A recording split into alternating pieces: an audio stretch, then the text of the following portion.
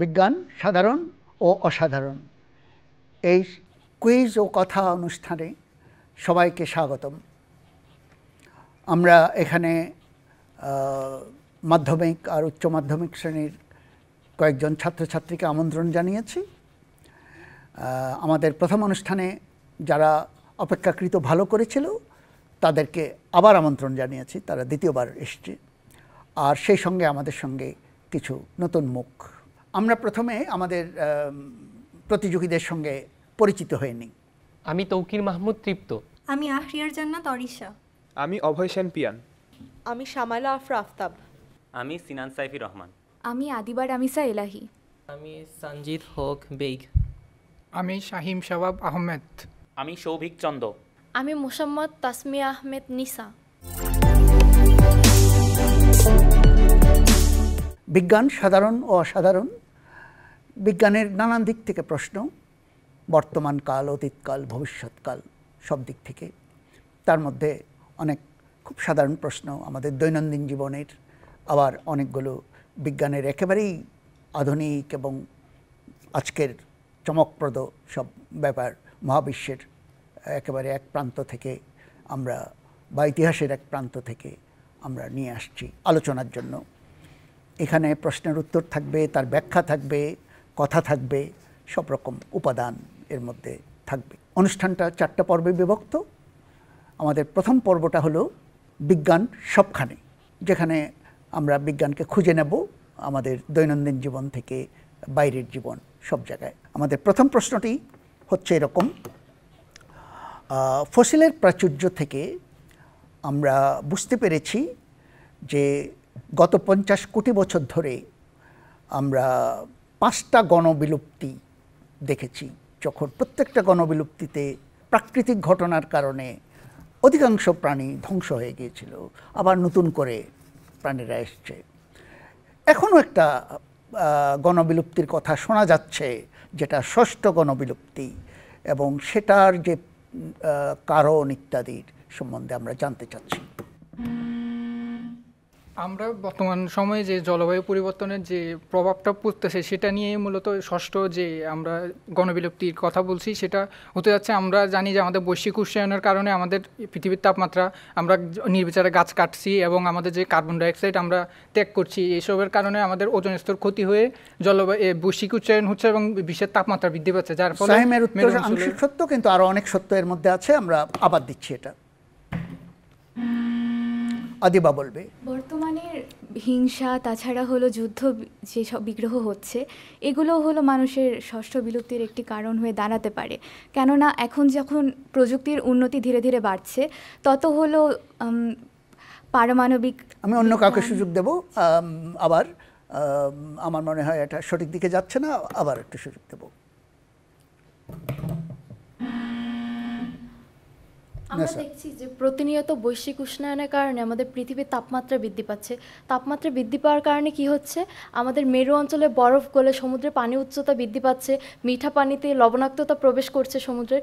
এ কারণে আমাদের জলজ জীবকুল সম্পূর্ণ হুমকির মুখে আছে। শুধুমাত্র জলজ জীব। ঠিক আছে, আমি এটা এখানেই থামিয়ে দিচ্ছি।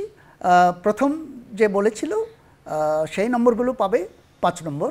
সে অন্তত একটা বিষয়ের মেনেছে, বাকিরা সেটাই বারবার পুনরাবৃত্তি করেছে। আসলে বিষয়টা আরও ব্যাপক। এবার প্রথম 5টা যে গণবিলুপ্তি হয়েছিল সেটা কোনো না কোনো প্রাকৃতিক কারণে, যেমন উল্কাপাত অথবা আগ্নেয়গিরির অগ্নুৎপাত বা বন্যা। এখন কিন্তু প্রাকৃতিক কোনো ব্যাপারই না, একটা প্রজাতির কারণে এটা হচ্ছে। তার নাম মানুষ। তার নাম মানুষ, একটা প্রজাতির কারণে এটা হচ্ছে। সে নানানভাবে অন্যদের বিলুপ্তিটা ঘটাচ্ছে। একটা হচ্ছে দূষণ, একটা হচ্ছে জায়গা দখল করা জবরদস্তি, ওদের জায়গাগুলো দখল করে ফেলা, আর একটা হচ্ছে ওদের নিয়ে ব্যবসা করা। নানানভাবে বাকিদেরকে আমরা আউট করে দিচ্ছি, ফলে একটা গণবিলুপ্তির মতো ঘটনা ঘটছে। এবার কিন্তু একটা প্রজাতির জন্য হচ্ছে, এটা কোনো প্রকৃতির জন্য হচ্ছে না। ঠিক আছে, আমরা তো নম্বর দিয়েছি। প্রথম যিনি যে বলেছিল তাকে 5 নম্বর এটার জন্য। আমরা পরের প্রশ্নে চলে যাই। প্লাস্টিক দূষণ নিয়ে প্রচুর আন্দোলন হচ্ছে। প্লাস্টিক তো অনেক দূষণের মধ্যে একটা দূষণ, কিন্তু প্লাস্টিক নিয়ে বাড়তি টেনশনের কারণটা কি? নিসা প্লাস্টিক হচ্ছে সহজে পচনযোগ্য নয়। প্লাস্টিকে পচতে দীর্ঘ সময় লাগে, প্রায় 200 বছরের কাছাকাছি লাগে। সে কারণে এটা হচ্ছে স্থায়ীভাবে দূষণটা ঘটাচ্ছে, এবং প্লাস্টিকের কারণে যদি আমরা পানিতে ফেলি জলজ জীবগুলো মারা যাচ্ছে, এবং আমাদের মাটিতে ফেললে মাটি দূষিত হচ্ছে, ফসল সেখানে হচ্ছে না, আরও নানা সমস্যা হচ্ছে। আবার অনেক ক্ষেত্রে যদি বায়ুমণ্ডলে ছোট ছোট প্লাস্টিকের কণা থাকে, সেটা আমাদের দেহে গিয়ে ক্যান্সারের উৎপত্তি পর্যন্ত করতে পারে। সে কারণে আমি মনে করি প্লাস্টিকটা নিয়ে এখন বিশেষভাবে আমাদেরকে সতর্ক থাকা উচিত। নিশা পুরোপুরি নম্বরেই পাবে। তারপর কিছু ব্যাপার আছে যেটা হচ্ছে পানির উপরে গুরুত্বটা বেশি। আমাদের জলভাগে প্লাস্টিকটা জমছে এবং মাছের মধ্যে বিশেষভাবে যাচ্ছে। আরেকটা জিনিস হলো যে মাইক্রোপ্লাস্টিকটা একেবারেই কেমিক্যাল এলিমেন্টের মধ্যে দিয়ে গিয়ে আমাদের রন্ধ্রে রন্ধ্রে সবার চলে আসছে, সেদিকটাও প্লাস্টিকের একটা বড়। আমরা পরের প্রশ্নে চলে যাচ্ছি। কিছুটা ঠাট্টা করেই বলা হয়, যদি লম্বা হতে চাও একটু, তাহলে স্পেস স্টেশনে গিয়ে কিছুদিন থাকে আসো। এটা কেন বলা হয়? স্যার, এখানে মূলত গ্র্যাভিটির প্রভাবটা আমাদেরকে ব্যাখ্যা করা হয়েছে। কারণ পৃথিবীতে যখন আমরা থাকি, তখন আমাদের পৃথিবীর মহাকর্ষ আর কি প্রতিনিয়ত আর কি অভিকর্ষ প্রতিনিয়ত আমাদেরকে নিচের দিকে টানে। এর জন্য আমরা নিচের দিকে একটি টান অনুভব করি। কিন্তু যখন মহাকাশে যাই, সেখানে কোনো কিছুর কোনো টান আমরা অনুভব করি না, এবং নিচের দিকে যেহেতু কোনো টান অনুভব করি না, সেজন্য আমাদের মহাকাশে না মহাকাশ স্টেশনে? জি স্যার, আমরা ইন্টারন্যাশনাল স্পেস স্টেশনে যখন মানুষরা যায়, সেখানে যেহেতু অভিকর্ষের কোনো প্রভাব থাকে না, সেজন্য পৃথিবীর চাইতে বেশি বাড়তে পারে, সেখানে তাদের বাড়তি কোনো বাধা থাকে। আমি এটার আরেকটু ব্যাখ্যা চাই, পরিষ্কার হলো না কথাটা। আমি তাকে কিছু নম্বর দেব, কিন্তু আরও ভালো ব্যাখ্যা চাই। অরিশা, অভিকর্ষ ত্বরণের মান ওখানে অনেক কম, সেজন্য যে আকর্ষণ বল মানে পৃথিবীর যে অভিকর্ষ বল সেটা কমে। অন্যদিকে যে মধ্যাকর্ষণ বল যেটা, সেটা ঠিক আছে, আমি এটা এখানেই শেষ করছি। প্রথম যে বলেছে তাকে আমরা 3 নম্বর দিচ্ছি, পুরো আনসারটা না দেওয়া। ব্যাপারটা যেটা এড়িয়ে যাওয়া হচ্ছে সেটা হলো আমাদের মেরুদণ্ডের অবস্থানটা। মেরুদণ্ডের অনেকগুলো খণ্ড আছে, এই খণ্ডের মাঝখানে কিছু নরম জিনিস আছে যেটা চাপের মধ্যে থাকে। যখন আমরা ওজনহীন অবস্থা, এটা অভিকর্ষ কম আর বেশি না, স্পেস স্টেশনে যাওয়া মানে হলো এটা ওজনহীন, কমপ্লিটলি ওজনহীন। এবং ওজনহীনতার দেখাটাই হলো ওখানকার কাজ, যে 6 মাস 1 বছর থাকলে ওজনহীনতা মানুষকে কিভাবে পরিবর্তন করে। একটা পরিবর্তন হলো মেরুদণ্ডের চাপটা থাকে না, সেহেতু দুটো অংশ যে মেরুদণ্ডের ফাঁকটা বেড়ে যায়, 2 ইঞ্চি পর্যন্ত লম্বা হওয়া যায় ওখানে যদি যথেষ্ট দিন থাকে। তো আমরা পরের প্রশ্নে চলে যেতে পারি এখন।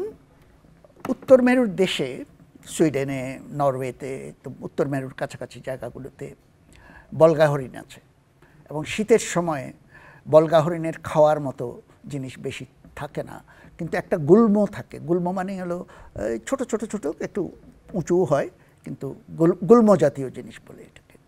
এই গুল্ম জন্মে, যেটাকে বলে লাইকেন। এই লাইকেন আবার এক ধরনের মানে দূষণের সেনজিটিভ, সে দূষণের খবর দিতে পারে। কেন পারে খবরটা দিতে? তৃপ্ত। স্যার, লাইকেন হলো এক ধরনের আর কি সিম্বায়োসিস, যেখানে হচ্ছে একটা ছত্রাক এবং একটা শৈবাল থাকে। সো যখন বায়ু দূষণ হয় তখন ছত্রাকের সাথে থাকা যে শৈবালটা, এই শৈবালটা যথেষ্ট পরিমাণ সালোক সংশ্লেষণ করতে না পারায় লাইকেনটা মারা যায়। এই জন্য আমরা তখন বুঝতে পারি ওইখানে বায়ু দূষণ হয়েছে এবং এই কারণে লাইকেন মারা যাচ্ছে। চমৎকার উত্তর দিয়েছে তৃপ্ত। লাইকেন অন্যদের উপর নির্ভর করে, ছত্রাক আর শৈবাল যাদের কথা বললো। উত্তর একেবারেই সঠিক, 5 নম্বর পাবে এটার জন্য। আমরা পরের প্রশ্নে চলে যেতে পারি। সাধারণ রুটি, ময়দার খমিরা, সেটা পাউরুটি যখন বানাই, তন্দুরি দিলে দ্রুত ফুলে ওঠে। এই ফুলে ওঠার কারণটা কি? পাউরুটিতে হচ্ছে ইস্ট নামক হচ্ছে একটা ড্রাই ইস্ট ব্যবহার করা হয়। এখানে হচ্ছে যখন পাউরুটিটাকে হচ্ছে রাখা হয়, তখন এটার মধ্যে অবাধ শ্বসন ঘটে। অবাধ শ্বসনের প্রক্রিয়ায় হচ্ছে ল্যাকটিক অ্যাসিড এবং কোনো কোনো ক্ষেত্রে ইথানল উৎপন্ন হয়। তো তখন হচ্ছে এই অবাধ শ্বসনের কারণে যে হয়, তখন পাউরুটিটা ফুলে ওঠে এবং বের হয় কি? Carbon dioxide gas. রাইট, উত্তর একেবারেই সঠিক। এবং যেখানে ময়দাটা আছে, খমেরাটা আছে, ঠিক সেখানেই হচ্ছে। তার মানে ভিতরে রন্ধ্রে রন্ধ্রে হচ্ছে, গ্যাসটা বেরোচ্ছে এক জায়গায় না, ভিতরে রন্ধ্রে রন্ধ্রে। কাজেই সেই গ্যাস তো চলে যেতে চায়, চলে যেতে গিয়ে ফুলাই ফেলে জিনিসটাকে, যেহেতু রন্ধ্রে রন্ধ্রে হচ্ছে। উত্তরটা খুবই সঠিক। শ্যামাইলা 5 নম্বর পাবে এটার জন্য। তো আমরা পরের প্রশ্নে যাব, এবং পরের প্রশ্ন শুধু নয়, আমরা পরের পর্বেও যাচ্ছি।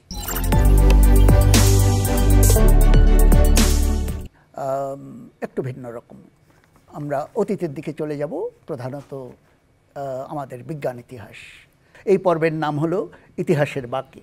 বিজ্ঞান ইতিহাসের বাঁকে বাঁকে অনেক গল্প, এবং এটা শুধু গল্প নয়, এটা মানুষের মেধা, মানুষের সাবধানতা, মানুষের সতর্ক দৃষ্টি, অনেক কিছু, অনেকগুলো বেশ হাস্যকর বটে। তো আমরা বিজ্ঞান ইতিহাসের প্রথম যে প্রশ্নটা, মুদ্রণ যন্ত্র কয়েক হাজার বছর আগে চীন দেশে আবিষ্কার হয়েছিল, এবং চীন দেশে বেশ কিছু বইও, তার কিছু কিছু বইয়ের কপি কিন্তু এখনও আছে সেই মুদ্রণ যন্ত্রে চীনাদের। কিন্তু আধুনিক অর্থে যে মুদ্রণ যন্ত্র, যে কৌশল, সেটা অনেক পরে, এই ইউরোপীয় রেনেসাঁর সময় 1400 শতকে ইউরোপে আবিষ্কার হয়েছে। সেটা কোথায়, কে, এবং তার ইয়েটা কী, মানে কি কারণে এটা আধুনিক হয়ে গেল এবং এটা প্রচারও অনেক বেশি পেল এবং এফেক্টিভ হলো।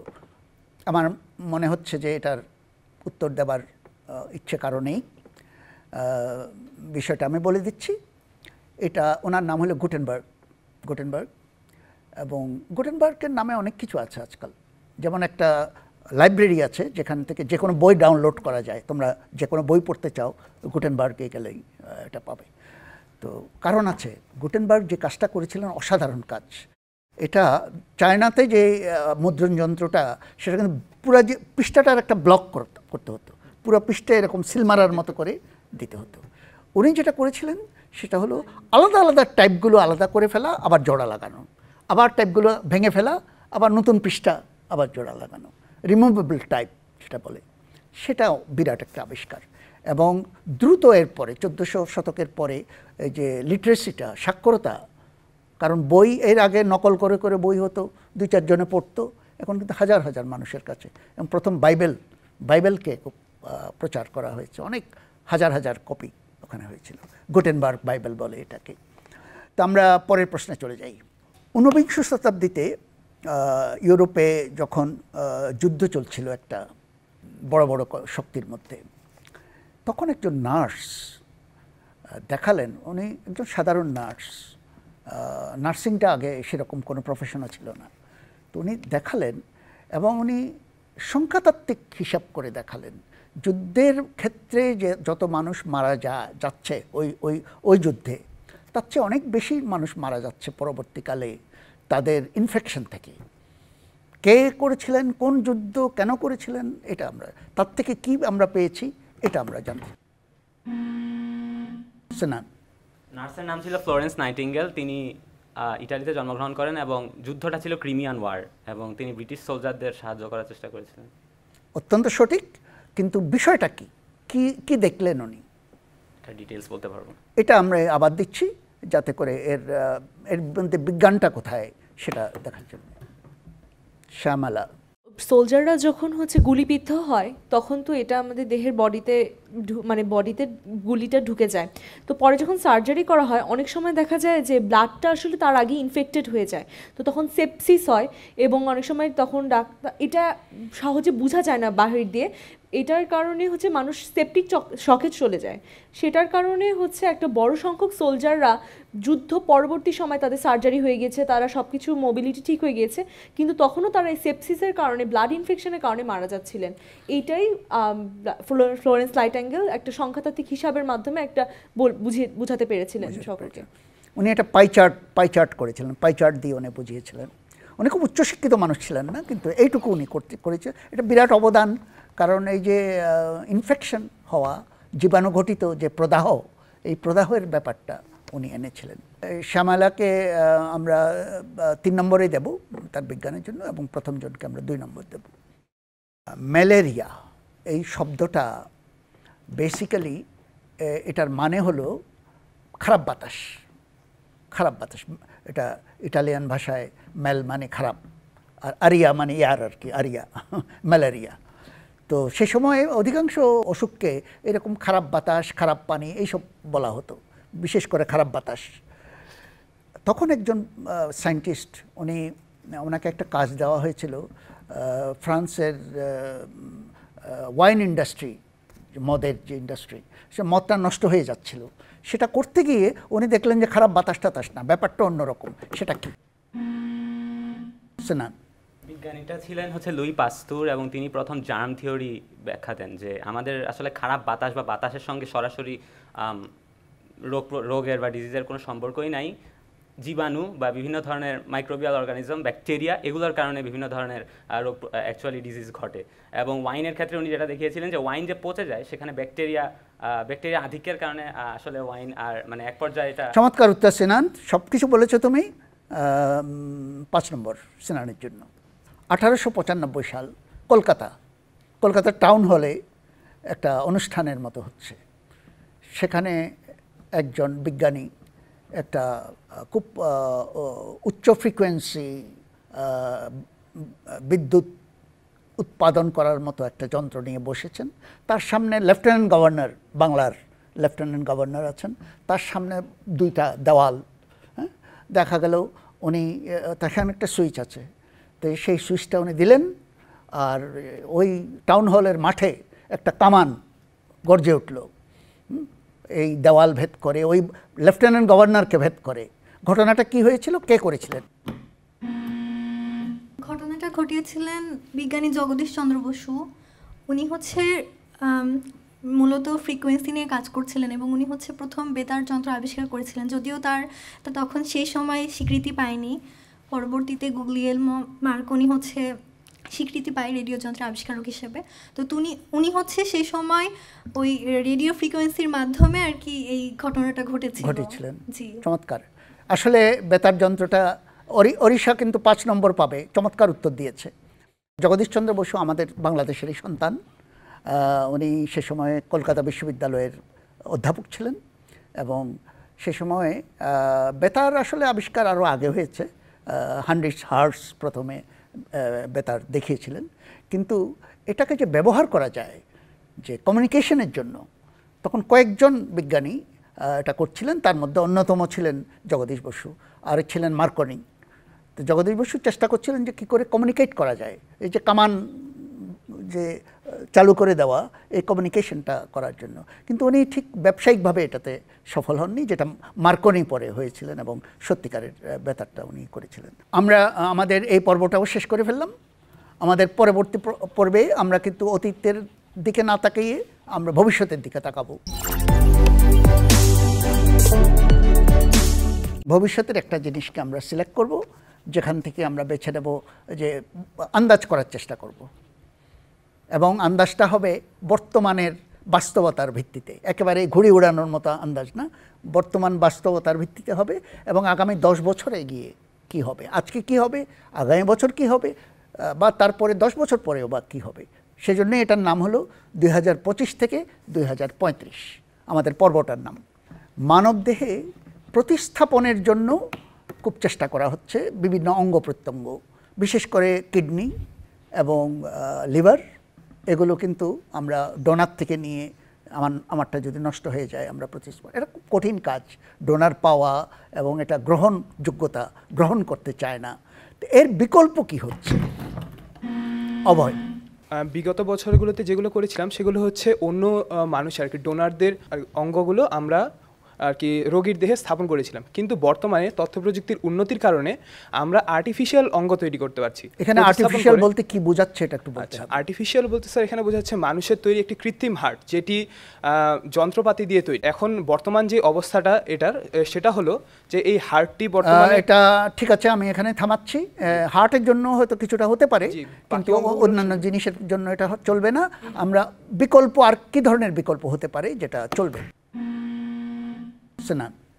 আমাদের যে মানে শরীরের বিভিন্ন অংশ, স্কিন, এই সেল স্ট্রাকচারকে অনুকরণ করে বায়োটেকনোলজির মাধ্যমে একই ধরনের সেল স্ট্রাকচার তৈরি করা, যেগুলো হচ্ছে সেই মানে তারপর সেগুলো অনুকরণটা কিভাবে হবে? বায়ো ইঞ্জিনিয়ারিং এর মাধ্যমে। এবং এটার ম্যাটেরিয়ালটা কী হবে, কী দিয়ে বায়ো ইঞ্জিনিয়ারিং করব?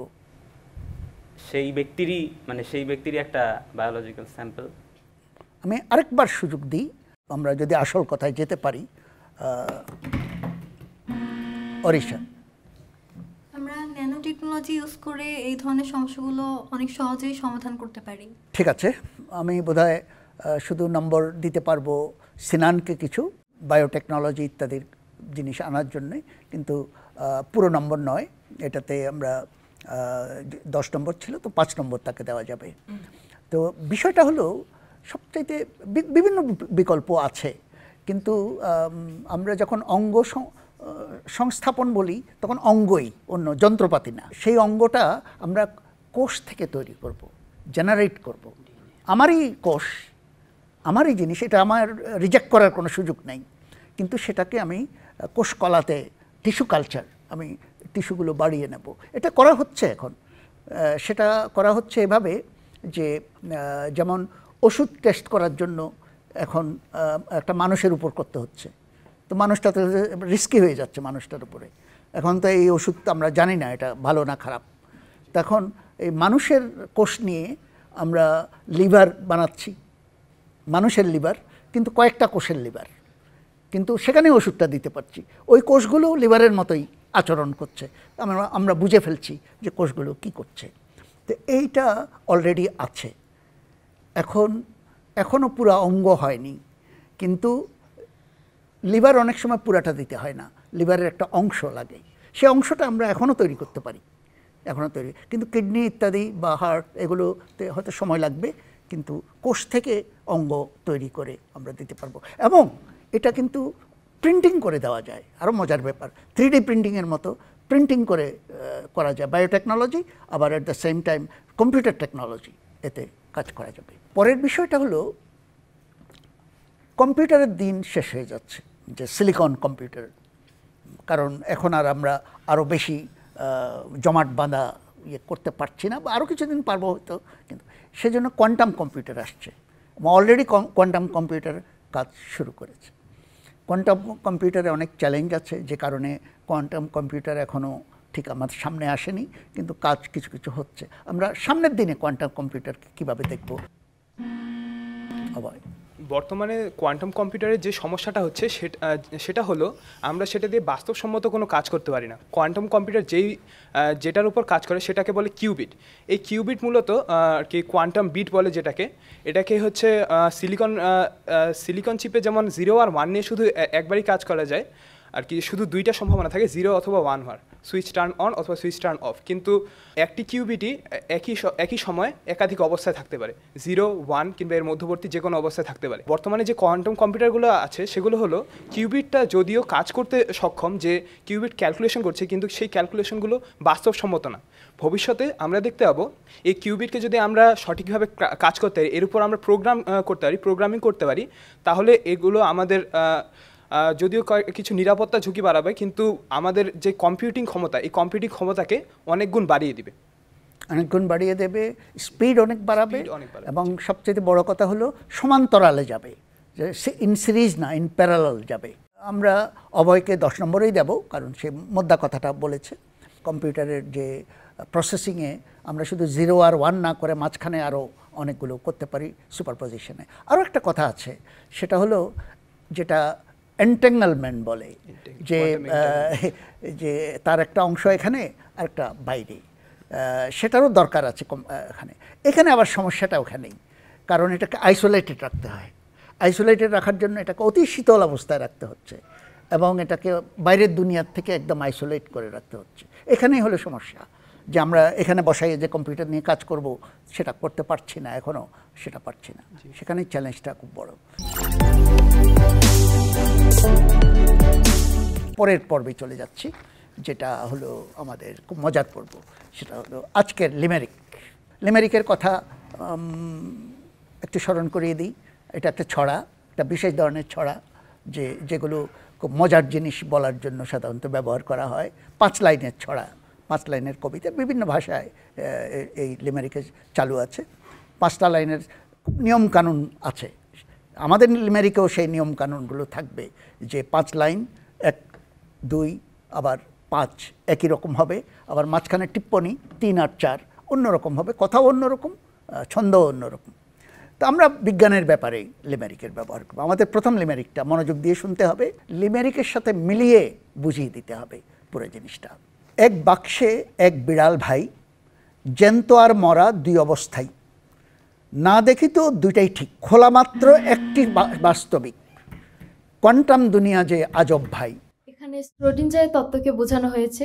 স্ক্রোডিঞ্জার বলেছেন যে আমরা একই সাথে ইলেকট্রনের অবস্থান এবং ইলেকট্রনের গতি দুইটা একই সাথে নির্ণয় করতে পারি না। যেমন একটা বিড়াল যখন বাক্সে থাকে তখন আমরা বুঝতে পারি না মৃত নাকি জীবিত, যখনই আমরা বাক্সটা খুলি তখন তার একটা অবস্থা দেখতে পাই। তেমনি ইলেকট্রনকে আমরা দুইটা অবস্থা বের করতে পারি না, হয়তো এটার গতি নির্ণয় করতে পারি অথবা এটার অবস্থান নির্ণয় করতে পারি, দুইটা একসাথে কখনো সম্ভব না।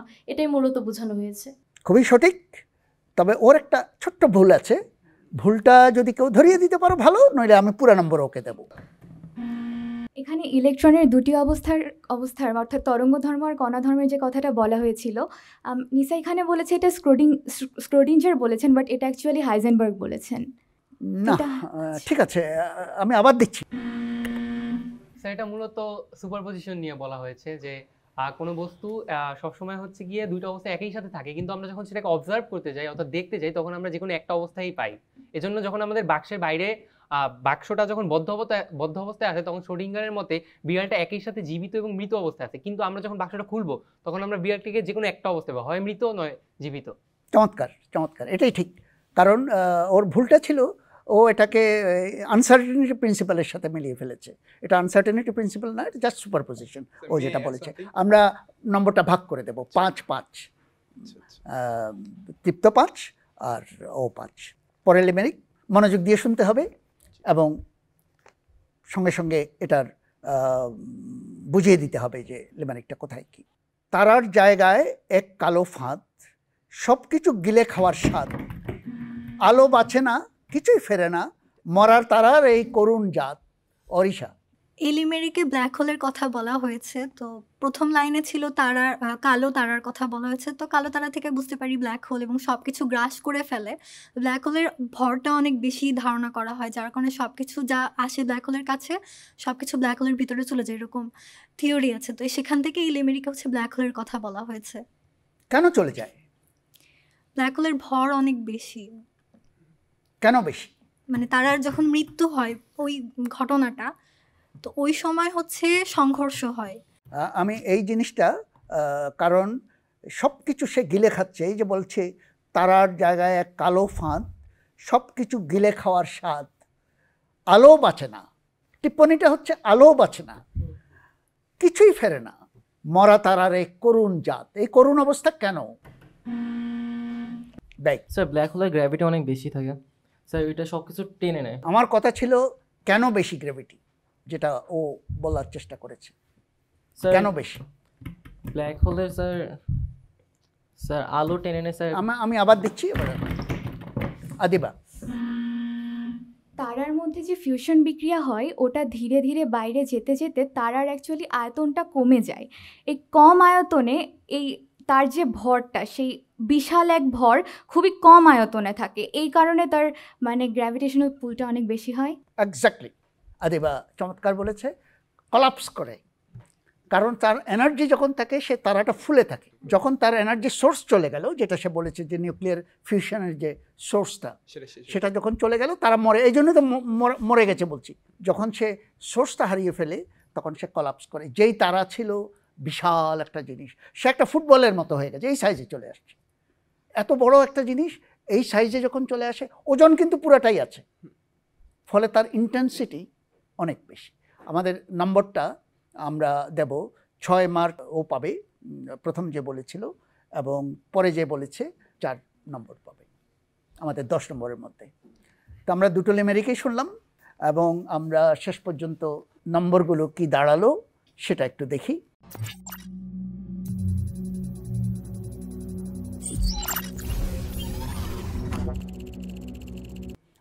অনেকে অনেক ভালো করেছে, মোটামুটি ভালো করেছে।